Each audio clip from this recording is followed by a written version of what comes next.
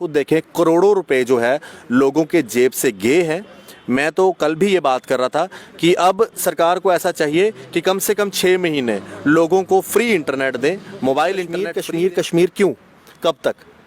ठीक है, कश्मीरियत की आप बात करें, हम भी करते हैं, लेकिन अब समय आ गया है जब डोगरियत की बात करें। 4 टोल प्लाजा है, 2 टोल प्लाजा और लगाने जा रहे हैं। कश्मीर के अंदर सिर्फ 1 टोल प्लाजा है। क्या इसके ऊपर आवाज़ उठानी नहीं बनती है? और घर का त्याग, 2 चीज़ें। प्यार जो बॉयफ्रेंड गर्लफ्रेंड लव अफेयर है, दूसरा घर का त्याग। अगर आप प्यार के पीछे घर का त्याग करके सुसाइड कर लेते हो तो आप देखिए आपके पीछे कौन कौन रहे। जम्मू कश्मीर के लिए कल एक बहुत ही खुशी का दिन था, क्योंकि 500 दिनों का जो एक लंबा वेट था वो ख़त्म हो गया और एट लास्ट जम्मू कश्मीर को 4G मिल गया। लेकिन 4G मिला तो है, लेकिन स्पीड उसकी उतनी नहीं है। लोगों की काफ़ी कंप्लेन आ रही है कि उस स्पीड से 4G चल नहीं रहा। हमने इतने दिन तक 4G के पैसे दिए, लेकिन हमें 2G का जो था वो रिचार्ज मिलता था। और भी क्या क्या दिक्कतें थी, और भी कौन से स्कैम्स इसमें हैं, इस पर बातचीत करने के लिए भी हमारे साथ मौजूद है डोगरा जर्नलिस्ट आशीष कोहली जी। तो आइए उनसे भी बातचीत करते हैं। सर, सबसे पहले बहुत बहुत स्वागत है। बहुत बहुत शुक्रिया आपका, स्टेट एनक्लेव का, और एंजेलिना जी आपका, आपके साथ जो आपके कैमरामैन आए हैं उनका भी बहुत बहुत धन्यवाद। बड़ी अच्छी बात की आपने, 500 दिन के लंबे अरसे के बाद हमें 4G मिला है। हालांकि इस बार तो उम्मीद भी नहीं जताई जा रही थी कि शायद 4G मिलेगा या नहीं मिलेगा, क्योंकि हर बार इस तरह की बातें ही चल रही थी कि आज चल जाएगा, कल चल जाएगा, और ऐसे आज कल करते करते 500 दिन का टाइम निकल गया। और इसके अंदर मैं एक बात और कहना चाहूँगा, हमारी जो जनता है इस लॉकडाउन के पीरियड में जब लोगों के पास पैसे नहीं थे, लोगों ने अपने बच्चों को पढ़ाने के लिए 4G के पैसे दिए और उनको सर्विसेज किसकी मिली? 2G की, जो हमारी जनता की जेब से पैसे निकाले गए। आपसे मैंने पहले भी बात की थी कि telecom regulatory authority of India try की गाइडलाइंस ये कहती हैं कि अगर कहीं पर आपको सर्विसेज कोई भी टेलीफोन कंपनी नहीं दे रही हो तो आप हमें अप्रोच करें, हम उनके ऊपर जो है कार्रवाई करेंगे। लेकिन जम्मू कश्मीर से लगातार उनके ऊपर कंप्लेंट्स भी जाती रही, एप्लीकेशन भी लोगों ने डाली, लोगों ने अपनी तरफ से जो है पूरी कोशिश की उन तक अप्रोच करने की कि भाई हम लोग 4G का पैसा दे रहे हैं और हम 2G यूज़ कर रहे हैं। देखिए एंजेलिना जी, अगर हम लोग 4G के लिए 400 रुपये का रिचार्ज करवा रहे हैं और हमें सर्विस मिल रही है 200 रुपये की, तो एक शख्स 1 महीने का 200 रुपये का रिचार्ज करवा रहा है। एक परिवार के अंदर 4 लोग हैं तो वो 4 लोग उस 200 रुपये के हिसाब से 800 रुपये दे रहे हैं। एक मोहल्ले में अगर 10 घर हैं तो वो 10 घर एक मोहल्ले से 8,000 रुपये पर महीने दे रहे हैं। अब आप उसको देख लीजिए, 500 से ज़्यादा दिन का मतलब है लगभग 1.5 साल के हिसाब से कितना पैसा एक मोहल्ले से गया है। हालांकि एक मोहल्ले में 10 घर तो नहीं होते, ये मैंने ऐसे एक सैंपल उठाया। एक मोहल्ले में काफ़ी ज़्यादा घर हैं, तो आप खुद देखें करोड़ों रुपए जो है लोगों के जेब से गए हैं। मैं तो कल भी ये बात कर रहा था कि अब सरकार को ऐसा चाहिए कि कम से कम 6 महीने लोगों को फ्री इंटरनेट दें, मोबाइल इंटरनेट फ्री दें, क्योंकि एक तो लोगों ने अपने घरों पे फाइबर कनेक्शन भी लगा लिए हैं, अब उनको अपने मोबाइल भी चलाने हैं, मोबाइल पे भी रिचार्ज करवाना, तो कम से कम लोगों को अब फ्री इंटरनेट देना चाहिए। आपको याद होगा जब जियो नया आया था तब जियो ने कुछ देर के लिए फ्री इंटरनेट दिया था ताकि लोग जो हैं जियो के साथ और फ्रेंडली हो जाएँ। फिर लोगों ने जो है सभी ने जियो के कनेक्शन लिए। अब भी यही वक्त है जब जम्मू कश्मीर में 1.5 साल से आपने 4G के पैसे लिए हैं और 2G सर्विस दी है, तो आपको कम से कम 6 महीने फ्री इंटरनेट देना चाहिए, ताकि बच्चे जो हैं, अब जो खास करके हमारे स्टूडेंट्स हैं, उनकी अभी अर्निंग पॉकेट मनी होती है, तो उनको कम से कम फ्री इंटरनेट मिलना चाहिए ताकि वो पढ़ाई करें इस फ्री इंटरनेट की मदद से। क्योंकि इन लोगों ने हमसे पैसे लिए हैं 4G के और हमें सर्विसेज दी हैं 2G की। तो चलिए, अच्छी बात है, मुबारक की बात है। आखिरकार मनोज सिन्हा जी ने कहा था कि ये अच्छी खबर आने वाली है और अच्छी खबर आ गई। और ये इसके लिए मैं जम्मू की जनता का धन्यवाद करता हूँ, जिन्होंने काफ़ी जद्दोजहद की और लगातार आवाज़ उठाते रहे। हालांकि 500 दिन तक लगातार आवाज़ उठाना बड़ा मुश्किल काम है, लेकिन सब लोगों ने अपनी हिम्मत नहीं हारी। आपने भी अपने मीडिया चैनल से आवाज़ उठाई, मैंने भी मीडिया चैनल से आवाज़ उठाई, हमने सब ने जम्मू कश्मीर ने इकट्ठे होकर आवाज़ उठाई। हालांकि इसके अंदर मैं जम्मू के लोगों का ज़्यादा धन्यवाद करूंगा, क्योंकि जम्मू के लोगों ने राष्ट्रभक्ति की बात की, देशभक्ति की बात की और इंटरनेट की भी बात की। हालांकि अगर हम कुछ और इलाकों की बात करें तो वहाँ पर कई तरह की थ्रेटें भी दी गई कि भाई अगर आप 4G नहीं चलाएँगे तो बच्चे गलत रास्ते पर चले जाएँगे। लेकिन हमारे जम्मू के लोग, हमारे जो डोगरे हैं, वो कभी भी इस तरह की बात बात नहीं करते। उन्होंने कभी ये नहीं कहा कि अगर 4G नहीं मिलेगा तो बच्चे गलत रास्ते पे जाएंगे। 4G के ना होते हुए भी हमारे जम्मू के डोगरों ने जो है जम्मू कश्मीर एडमिनिस्ट्रेटिव सर्विसेज में टॉप किया है। हमारे जम्मू के लोगों ने पोजीशंस लाई है। हमारे जम्मू के लोगों ने अलग अलग IAS के एग्ज़ाम में जो है क्रैक भी किया है। तो हमारे बच्चों ने 2G की मदद से भी हिम्मत नहीं हारी और ना ही गवर्नमेंट को कभी थ्रेट किया। ये चीज़ भारत सरकार को भी सोचनी चाहिए कि जम्मू को अब उनका हक टाइम पे देना चाहिए। जम्मू को कश्मीर के साथ कंपेयर नहीं करना चाहिए। कल भी जब इंटरनेट चला है, पूरे इंडिया के अंदर बात चल रही थी कि आखिरकार 4G कश्मीर में मिल गया, तो मैं उनको समझाना चाहता हूं कि भाई आपको क्या जम्मू कश्मीर के अंदर सिर्फ कश्मीर ही नज़र आता है? क्या आपको जम्मू नज़र नहीं आता? 4G जम्मू में भी बंद था और 4G जम्मू में भी चला है। तो आपको ये बोलते हुए क्यों शर्म आ रही है कि 4G जम्मू और कश्मीर को मिला है? सिर्फ कश्मीर कश्मीर कश्मीर क्यों? कब तक? ठीक है, कश्मीरियत की आप बात करें, हम भी करते हैं, लेकिन अब समय आ गया है जब डोगरियत की बात करनी पड़ेगी और हर एक शख्स को, जम्मू के डोगरों को डोगरियत की बात करनी पड़ेगी। बड़ा हो गया कश्मीरियत, अब समय आ गया है जब आप डोगरियत की बात करें और जम्मू के डोगरों की बात करें, जो मैंने कल भी की, आज भी करूँगा और आने वाले कल पे भी करूँगा। जी आशीष जी, आपने बहुत अच्छी बात की कि हमने इतनी देर सफ़र किया, हमने 4G के पैसे दिए, बट हमें 2G की सर्विसेज मिली और गवर्नमेंट को अब सोचना चाहिए कि हमें 6 मंथ एटलीस्ट उस चीज़ को कवर करने के लिए हमें एटलीस्ट 6 महीने तक हमें जो है फ्री सर्विसेज मिलनी चाहिए। सर्विस मिलनी चाहिए, क्यों नहीं मिलनी चाहिए? अगर हम लोग 4G के पैसे दे सकते हैं, 2G यूज़ कर सकते हैं, तो वो पैसा कहाँ गया? कितना बड़ा स्कैम है। आप लोगों ने पुल के एक तरफ जियो के कनेक्शन बेचे, पुल के दूसरी तरफ एयरटेल के कनेक्शन बेचे, ये भी तो बहुत बड़ा स्कैम है। ऐसा क्यों? मतलब आपने जब देखा कि 90% लोगों के घरों में जियो फाइबर लग गया तो आपने 4G ऑन कर दिया। चलिए अच्छी बात है, लोग तो इस चीज़ को भूल जाएंगे, लेकिन लोगों के जेब से पैसे निकले हैं, ये कैसे भूलेंगे? हम कैसे बोलेंगे कि हम लोगों ने इतने पैसे दिए हैं? इसीलिए मैं मांग कर रहा हूं honourable lieutenant governor Manoj Sinha ji से कि कम 6 महीने इंटरनेट फ्री होना चाहिए। लोगों को फ्री इंटरनेट दो, खास करके हमारे स्टूडेंट्स को, या फिर हमारे स्टूडेंट्स के लिए एक स्पेशल पैक निकाला जाए जिसके अंदर जो है सस्ते दामों पर, 2G के दामों पर 4G की सर्विस मिलनी चाहिए। क्योंकि इन्होंने 2G की सर्विस देके हमसे 4G के पैसे लिए हैं। अब इनको कोई ऐसा स्पेशल प्लान BSNL, एयरटेल और जियो को निकालना चाहिए जिसके अंदर हम पैसे 2G के दें और हमें सर्विस जो है 4G की मिले। ये तो एक चीज़ से तो हमें राहत मिल गई, नेट तो हमें मिल गया, लेकिन हम इसके अलावा और बाकी चीज़ें देखें, जैसे हमारे जम्मू में अब सुसाइड केसेस बहुत हाइक हो रहे हैं, मिसिंग केसेस बहुत हाइक हो रहे हैं, तो आपको क्या लगता है किस तरीके से इन चीज़ों को कंट्रोल किया जा सकता है? बहुत अच्छी बात है आपकी। मैं सुसाइड और मिसिंग केसेस और चोरी हैं जो जम्मू में बढ़ रही है उसके ऊपर बाद में आऊँगा, लेकिन 4G के साथ जुड़ा हुआ एक और बड़ा मैटर है। 4G तो मिल गया और जम्मू के लोगों ने अपने साथ होके, यूनाइट होके जंग लड़ी 4G के लिए, लेकिन अभी हमारी जंग ख़त्म नहीं हुई है। हमारी जंग इसलिए ख़त्म नहीं हुई है क्योंकि अभी भी हमारे जम्मू कश्मीर पुलिस के SPOs को परमानेंट नहीं किया गया है। अभी भी हमारे PDD के डेली वेजेस परमानेंट नहीं है। अभी भी हमारे PHE के डेली वेजेस परमानेंट नहीं है। अभी भी कॉन्ट्रैक्चुअल लेक्चरार्स जो है परमानेंट नहीं है। अभी भी राबरे खेल के जो लोग हैं वो परमानेंट नहीं हैं। अभी भी जो राबरे जंगलात के लोग हैं उनकी जो पॉलिसीज़ हैं उसमें कुछ चेंजेस नहीं आई हैं। अभी भी कई सारे ऐसे मैटर हैं। टोल प्लाज़ा, जम्मू के अंदर 4 टोल प्लाज़ा है, 2 टोल प्लाज़ा और लगाने जा रहे हैं। कश्मीर के अंदर सिर्फ 1 टोल प्लाज़ा है। क्या इसके ऊपर आवाज़ उठानी नहीं बनती है? 4G के साथ साथ हमारी अभी जंग ख़त्म नहीं हुई है। हमें एक साथ होकर, और ख़ास करके मैं उन लोगों से अपील करूंगा जो सोशल मीडिया पे एक्टिव होते हैं, चाहे वो ट्विटर पे हैं, चाहे वो फेसबुक पे हैं, अभी आपकी जंग ख़त्म नहीं हुई है। हमें एक साथ जंग लड़नी है। हमें जम्मू कश्मीर पुलिस में जो SPOs हैं उनके लिए जंग लड़नी है, उनको परमानेंट कैसे करवाना है। हमें जो VDC मेंबर्स हैं उनके लिए जंग लड़नी है, उनको कैसे परमानेंट करवाना है। हमें PHE, PDD, कॉन्ट्रैक्चुअल लेक्चरर्स, इन सबको परमानेंट करवाने की जंग लड़नी है कि इन लोगों को कैसे परमानेंट कराना है। यूथ को मैं एक अपील करना चाहूँगा, यूथ के लिए सिर्फ जम्मू का मैटर 4G नहीं है।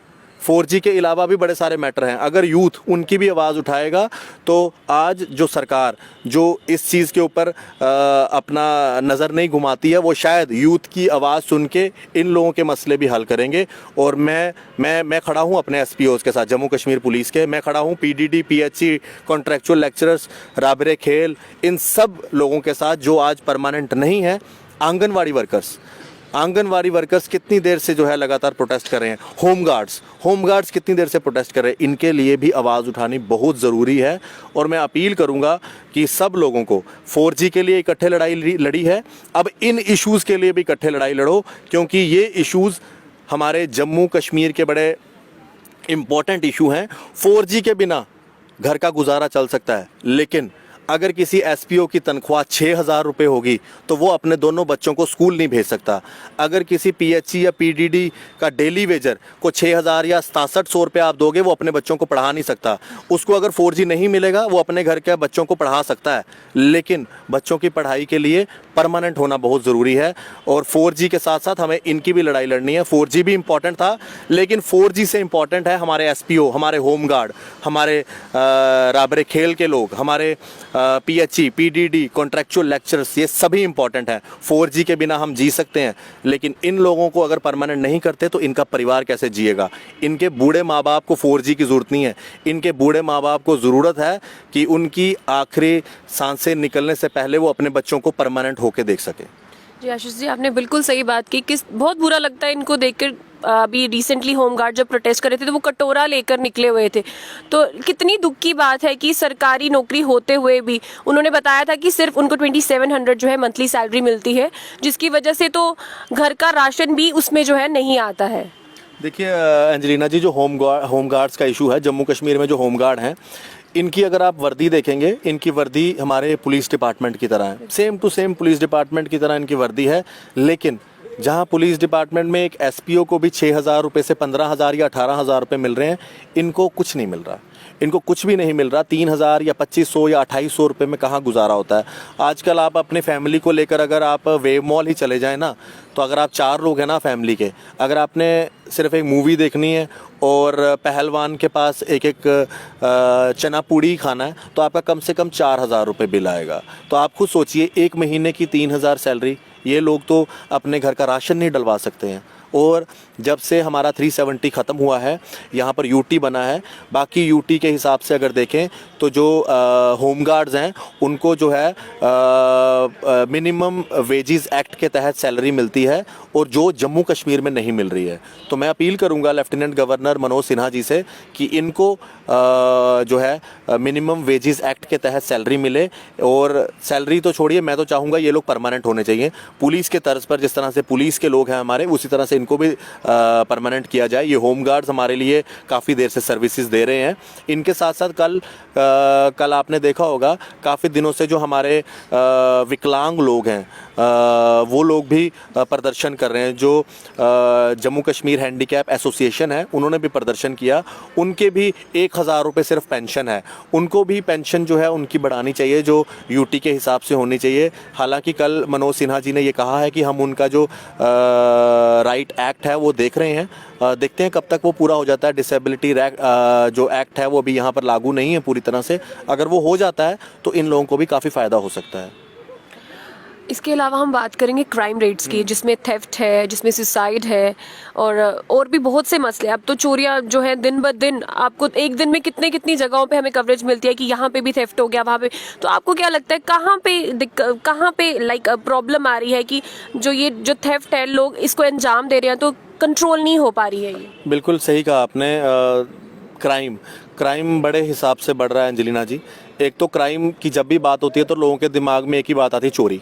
सिर्फ चोरी के अलावा किसी को ऐसा नहीं लगता, या फिर कहीं पे मर्डर हो गया तो ये क्राइम हो गया। अब क्राइम जो है बड़े तरह का हो चुका है, बड़े तरह से जो है क्राइम डिवाइड हो चुका है। जैसे कि बच्चे मिसिंग हो रहे हैं।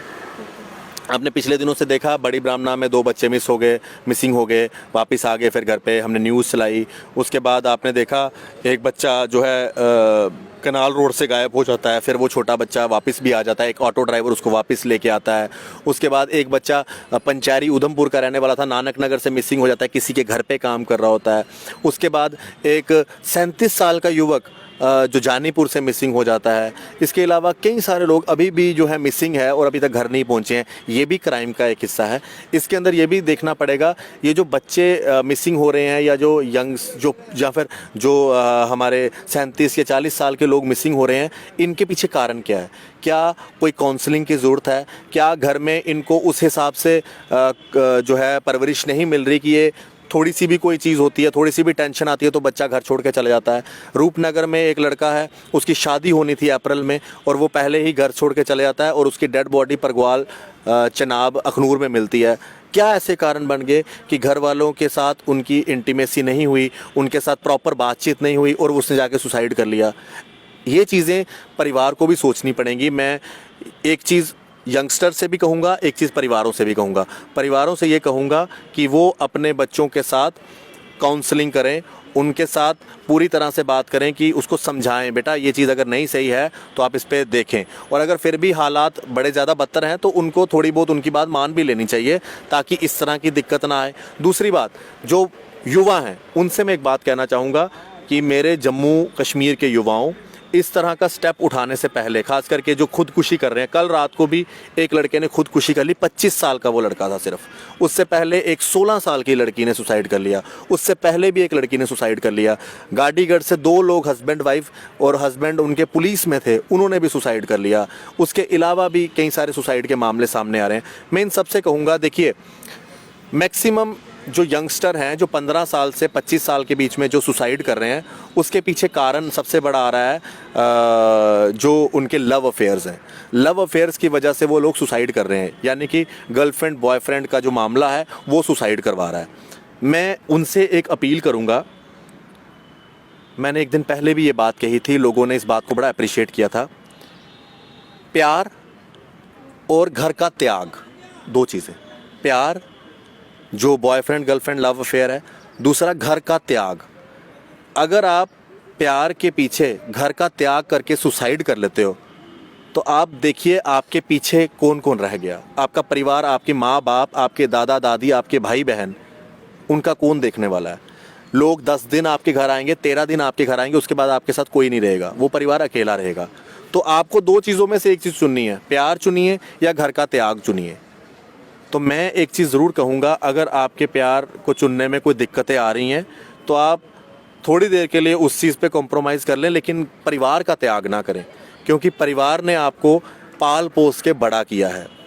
प्यार आपका 1 साल का हो सकता है, 6 महीने का हो सकता है, लेकिन जो परिवार है वो 25 साल, 30 साल, 18 साल, 15 साल, ये उन सब की एज बता रहा हूँ जिन्होंने सुसाइड की है। इतने साल का परिवार है और आप उस परिवार के प्यार को त्याग करके 6 महीने के प्यार के लिए आप सुसाइड कर लेते हैं। और इसमें तो एक मामला ऐसा भी आया, जिस रूपनगर के लड़के ने सुसाइड किया, 25 साल का लड़का, अप्रैल में उसकी शादी थी, जहां उसने शादी करनी थी हिमाचल में, और जब डेड बॉडी लेने के लिए परिवार आया था तो हिमाचल से उस परिवार का एक शख्स तक नहीं आया। और डेड बॉडी कौन लेने आया? उसका भाई, उसकी माँ, उसका बाप। अब आप खुद बताइए, परिवार का त्याग ज़रूरी है या प्यार? परिवार का त्याग ना करें, अपने परिवार के बारे में सोचें। अगर आपको लगता है आपको काउंसलिंग करने में प्रॉब्लम आ रही है, आप हमें कांटेक्ट करें, हम आपको उन परिवारों से मिलवाते हैं जिनके बच्चे चले गए हैं। चलिए हमारे साथ, उनके माँ बाप से मिलिए। अगर आप 1 घंटा भी उनके साथ बैठ पाए ना, हम आपको सल्यूट करेंगे। आप लोग आधा घंटा भी उस माँ के साथ नहीं बैठ सकते जिसके जवान बच्चे ने सुसाइड कर दिया हो, और कारण बड़े छोटे से कारण है। ये चीज़ें सोसाइटी में इसलिए भी बढ़ रही हैं क्योंकि आज बच्चे, छोटी सी बात होती है और घर छोड़ के चले जाते हैं। बच्चों को थोड़ा सा अपने दिमाग पर स्ट्रेस लेना आना चाहिए। छोटी सी टेंशन को इतना बड़ा टेंशन ना बना दो कि आप किसी भी पुल से जाके छलांग मार दो और अपने परिवार के बारे में ना सोचो। आपने मूवी देखी होगी 3 इडियट्स। 3 इडियट्स में आमिर खान जो है फरहान के फादर को, जो माधवन के फादर को ये बोलता है कि मैं कभी इसको जो है सुसाइड नहीं करने दूंगा, क्योंकि उनके एक दोस्त ने छत से छलांग मारी होती है। वो कहता है मैं इसको सुसाइड नहीं करने दूंगा, क्योंकि जब इसके दिमाग में ऐसी कोई बात आती है तो मैं इसको बोलता हूँ अपने पर्स में अपने पिता की फ़ोटो देख ले एक बार। इस लाइन का बड़ा गहरा मतलब है, अपने परिवार को पहले देखो इस तरह के कदम उठाने से पहले। और मैं उन परिवार को सपोर्ट करता हूँ जिन्होंने अपने माँ बाप को, अपने बच्चों को खो दिया। उस दुख को हम बांट नहीं सकते, मैं और आप नहीं बांट सकते हैं, लेकिन उस परिवार को हम प्रणाम करेंगे और उन बच्चों को उनकी आत्मा की शांति के लिए दुआ करेंगे, लेकिन बाकी बच्चों को कहेंगे कि ऐसा कोई भी हरकत ना करें। यहीं से ये प्रूव होता है कि कितना इंपॉर्टेंट है अपनी फैमिली वालों के साथ इंटरेक्शन करना, उनसे बात करना, कि अगर आपको कोई छोटी सी भी प्रॉब्लम है तो आप कोई स्टेप उठाने से पहले अपनी फैमिली के साथ जो मैटर्स है उसको डिस्कस कर लें, क्योंकि बहुत सी बातों का जो हल है बात करने से निकल आता बात है। करने से ही निकल सकता है। रूपनगर में जो बच्चा है जिसकी डेड बॉडी मिली, उसकी माँ कहती है कि बेटा, मेरे ही इंटरव्यू में, बेटा तू घर आ जा, मेरे से बात कर ले आके एक बार, अगर तू कुछ भी कह रहा था हम तेरी हर बात मान जाएंगे। लेकिन शायद ये आवाज़ उस तक पहुंचती उससे पहले वो सुसाइड कर चुका था। इसलिए घर के मामले घर पे ही सेटल हो। और मैं तो इसमें बिल्कुल साफ बात करता हूँ, माँ बाप से बड़ा कोई नहीं है। जो शख्स माँ बाप को छोड़कर इतनी छोटी सी बात पर सुसाइड कर ले, तो मुझे लगता है कि उनको ये सोचना चाहिए कि आपके माँ बाप इम्पॉर्टेंट हैं या बाकी सारी चीज़ें इम्पॉर्टेंट हैं। परिवार सबसे ज़्यादा है, परिवार सबसे पहले है, बाकी सब उसके बाद है। आशीष सर, मैं चाहूँगी एट लास्ट आप उन नौजवानों के लिए ही मैसेज दें जो हमारी ये वीडियो देखते होंगे, और बहुत से नौजवानों के मन में कुछ ऐसे ख्याल भी आते होंगे, तो आप उनके लिए कोई मैसेज दें। मेरा उन सबसे यही मैसेज है, इस तरह का ख्याल अपने दिमाग में ना आने दें।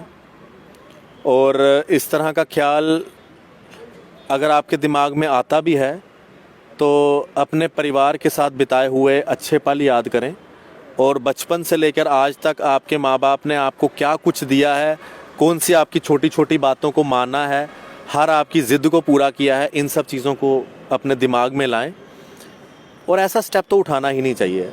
ऐसा स्टेप वो लोग उठाते हैं जो कमज़ोर होते हैं, और मुझे लगता है कि आप लोग कमज़ोर नहीं हैं, इसीलिए आप ऐसा स्टेप ना उठाएं।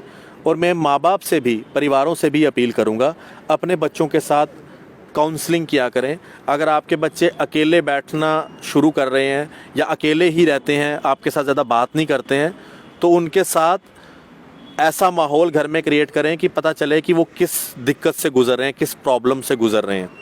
और ये चीज़ें ज़्यादातर 15 से 30 साल के लोगों में अगर ऐसी चीज़ देखने को मिलती है, तो कृपया करके उनके साथ बैठकर काउंसलिंग करें और उनको प्यार से समझाएं, उनके साथ दोस्त की तरह व्यवहार करें, ताकि आपका बच्चा कोई इस तरह का कदम ना उठाए। और बच्चों से मैं एक ही बात कहूँगा, प्यार और परिवार का त्याग, इन दोनों चीज़ों में डिफरेंस देख लीजिए कितना है।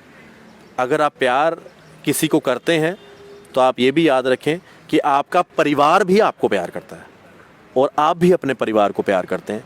इसीलिए परिवार का त्याग ना करें, मेरा यही मैसेज है सबको। क्योंकि आज हम लोग रोज़ाना ही इस तरह की बात सुन रहे हैं, और जब से 2021 शुरू हुआ है, जम्मू के अंदर 8 से 9 खुदकुशी के मामले सामने आए हैं, जो बड़े दुखद हैं। मैं सबसे अपील करूंगा, इस तरह कदम ना उठाएं। और इस तरह का कदम अगर आप उठाते हैं तो आपके परिवार के साथ कोई नहीं होता है, और आप ही अपने परिवार का सहारा हैं। आप उनका सहारा मत छीनें। बहुत बहुत धन्यवाद आपका। ये थे हमारे साथ डोगरा जर्नलिस्ट आशीष कोहली जी, जिनके साथ हमने बातचीत की तमाम उन मसलों पर जो जम्मू में चल रहे हैं। ऐसी और भी शख्सियत के साथ हम आपको मिलवाते रहेंगे। उसके लिए आप जुड़े रहे स्टेट एनक्लेव के साथ। मैं Angelina Stephen, camera person Rohit के साथ। धन्यवाद।